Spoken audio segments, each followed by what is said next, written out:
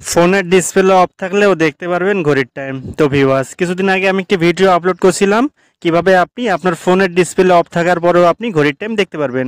সেই ভিডিওটি দেখার পরে অনেকেই কমেন্ট করতেছেন যে ভাই, আমাদের ফোনে অলওয়েজ ওয়ান ডিসপ্লে অপশনটি নাই। তো অলওয়েজ ওয়ান ডিসপ্লে অপশনটি না থাকার কারণে কিন্তু আপনার ফোনের ডিসপ্লে অফ থাকার পরে কিন্তু আপনি ঘড়ির টাইম দেখতে পারবেন না। এই ভিডিওটি দেখলে আপনি খুব সহজেই আপনার ফোনে যদি অলওয়েজ ওয়ান ডিসপ্লে অপশনটি না থাকে তারপরেও আপনি আপনার ফোনের ডিসপ্লে অফ থাকার পরেও আপনি ঘড়ির টাইম দেখতে পারবেন।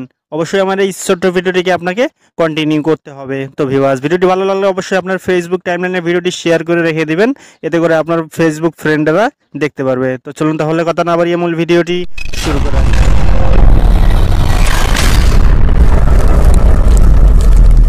Welcome back. তো ভিউয়ার্স, প্রথমে আপনার ফোনের গুগল প্লে স্টোর অ্যাপসটিকে আপনি ওপেন করে দিবেন।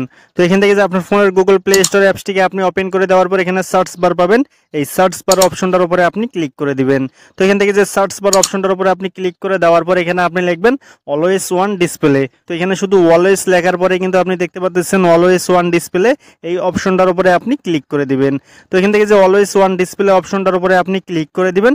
তো ক্লিক করে দেওয়ার সাথে সাথেই আপনি প্রথম যে অ্যাপসটি আপনি দেখতে পাচ্ছেন এই অ্যাপসটিকে আপনি ইনস্টল করে নেবেন। তো অ্যাপসটি ইনস্টল করার জন্য আপনি কি করবেন, অ্যাপসটির উপরে আপনি ক্লিক করে দিবেন। তো এখান থেকে অ্যাপসটির উপরে ক্লিক করে দিবেন। তো এখান থেকে যে আপনি অ্যাপসটির উপরে আপনি ক্লিক করে দেওয়ার পর এখান থেকে আপনি ইনস্টল অপশনটার উপরে আপনি ক্লিক করে দিবেন। তো এখান থেকে যে আপনি ইনস্টল অপশনটার উপরে আপনি ক্লিক করে দিবেন। তো ইনস্টল অপশনটার উপরে ক্লিক করে দেওয়ার সাথে সাথে কিন্তু দ্রুত সময়ে আপনার অ্যাপসটি ইনস্টল হয়ে যাবে। তো এখান থেকে আপনি এই যে ওপেন অপশনটার উপরে আপনি ক্লিক করে দিবেন, থেকে ফাঁকা করা অপশনটার উপরে ক্লিক করে দেওয়ার পর এখানে তীরের মতো অপশনটার উপরে আপনি ক্লিক করে দিবেন।